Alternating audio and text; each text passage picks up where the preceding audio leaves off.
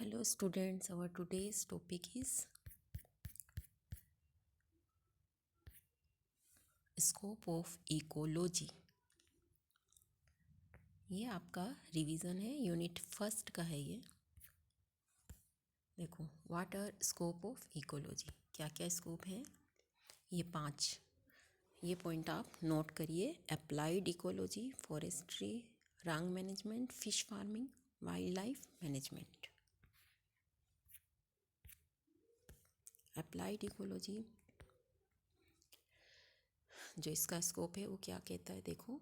They tell us about the basis of environment system and natural resource management.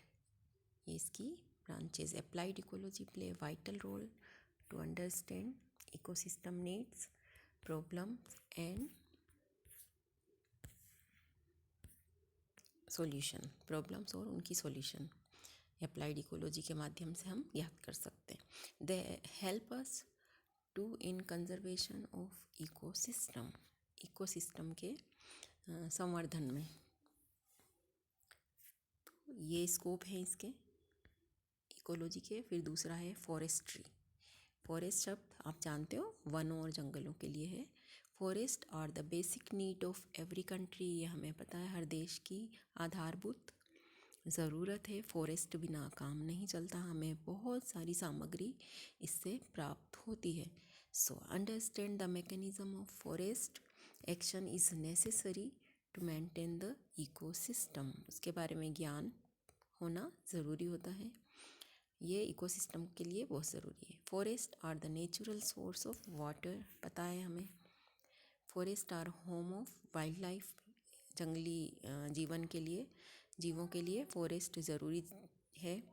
Forest are source of food, हमें बहुत सारे खाद्यान्न मिलते हैं जंगलों से। और क्या मिलता है, फूड, वुड एंड शेल्टर। ठीक है, कई जीवों का ये आवास होता है।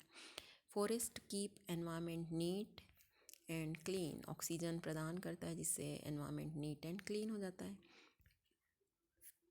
अगला है range management. Range management also known as grass management.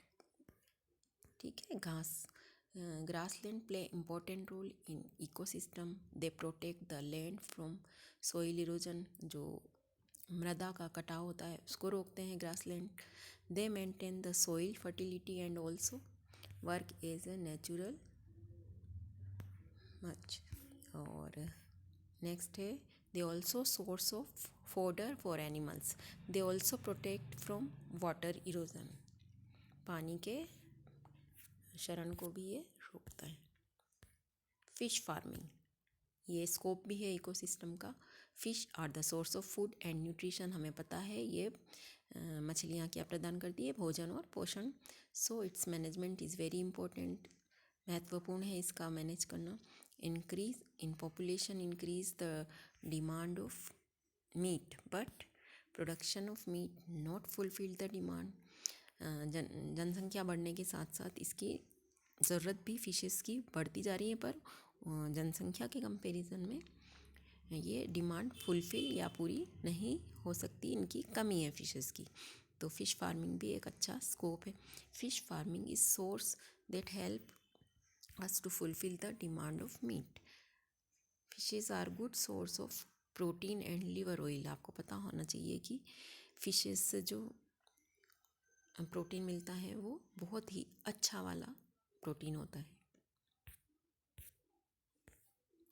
Wild life management, ये भी स्कोप है इकोसिस्टम का। Ecosystem consist both abiotic factor and biotic factor, पता है हमें। सो अजैविक और जैविक घटक है ना, कारक। So wildlife also play vital in a ecosystem. They maintain the ecosystem both living and non living things. Why wildlife management necessary? Most of animal species extinct and endangers, such as white elephant। ये क्या है, लुप्त प्राय है या लुप्त होने के कगार पे है ना, एंडेंजर्ड के।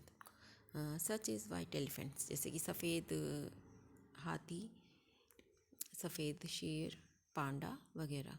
सो understand the reason why it's going to finish from earth is important. It's help in wildlife management. For more information and detailed comment or visit given link